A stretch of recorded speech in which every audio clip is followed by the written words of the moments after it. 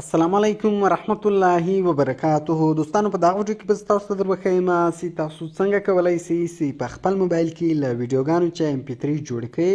خو دوستانو اوس مثال کې چیرې له تاسو سره په موبایل کې ویډیوګانې وي، د ویډیو په شکل کې ساز در سره وي، ګانه در سره وي یا نعت وي، او اوس تاسو غواړئ چې هغه ویډیو MP3 ته واړوئ، ګینټې ځینې جوړه کړئ، نو دغه ویډیو تر اخره پورې وګورئ. دوستانو د دې لپاره له ما چې دوه درو کسانو په کومنټ کې پوښتنه هم کړې وه په تېرو ویډیوګانو کې چې ته موږ ته دغه طریقه راوښیه. نو دوستانو نور وخت مو نه اخلم، زه د ویډیو په طرف ویډیو شروع کوو. نو دوستان دلته پر تاسو ولر په خپل موبایل کې یو اپلیکیشن انسټال کړئ. د دغه اپلیکیشن نوم د ویډیو ټو MP3 کنورټر. د دغه اپلیکیشن ډاونلوډ لینک ما تاسو ته د ویډیو په ډسکرپشن کې درکړی ده. نو دغه اپلیکیشن تاسو له هغه څخه په ډېرې اسانۍ سره ډاونلوډولی شئ. کله چې بیا تاسو دغه اپلیکیشن انسټال کړئ نو سمپل به تاسو دغه اپلیکیشن خلاص کړئ. کله چې تاسو ولر دغه اپلیکیشن خلاص کړئ نو د دغه شکل دغه رقم راځي.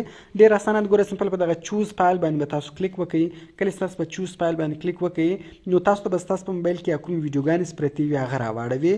نو اوس مو هره ویډیو MP3 ته اړوله، سمپل په هغه ویډیو باندې کلیک وکړئ. مثال زه دغه ویډیو MP3 ته اړوم، سمپل په دې ویډیو باندې تاسو کلیک وکړئ. کله چې تاسو په ویډیو باندې کلیک وکړئ لاندې ګوره کنورټ ورته لیکلی ده، په دغه کنورټ بټن باندې تاسو کلیک وکړئ. ګوره هغه لیکه به 100% ته ورسیږي او له دغه ویډیو چې به MP3 جوړه شي. نو دغه رقم دوستانو دلته تاسو په ګیلري کې هم ترو اړولی شئ. نو سمپل به هغه اپلیکیشن تاسو انسټال کړئ. نو به سمپل تاسو ګیلري راواړوئ او دلته بیا سمپل تاسو ویډیو راواړوئ. هره ویډیو تاسو MP3 ته اړوئ، هغه ویډیو راواړوئ. کله چې تاسو هغه ویډیو راواړوئ نو لاندې به دلته تاسو سینډ بټن پیدا کړئ یا به شیر بټن پیدا کړئ.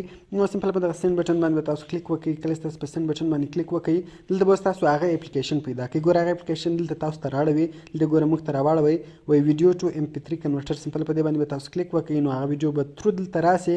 لاندې بیا خالي تاسو په کنورټ بټن باندې کلیک وکړئ نو هغه ویډیو به کنورټ شي او MP3 ته به واوړي. نو دوستانو د اپلیکیشن په ذریعه سره تاسو په ډېرې اسانۍ سره ویډیو MP3 ته اړولی شئ. نو کوم چیرې ویډیو خوښه شوې ویډیو در سره لایک کړئ، له خپل دوستانو سره خامخا شیر کړئ او د داسې نور ښایسته ښایسته ویډیوګانو لپاره زموږ چینل سبسکرایب کړئ، ځکه موږ هره ورځ دغه رقم ښایسته ښایسته ویډیوګانې په خپل چینل کې اپلوډ کوو. نو ملاویږ په نور ښایسته ښایسته ویډیوګانو کې، په دعاګانو کې مې یاد ساتئ. د خدای په امان.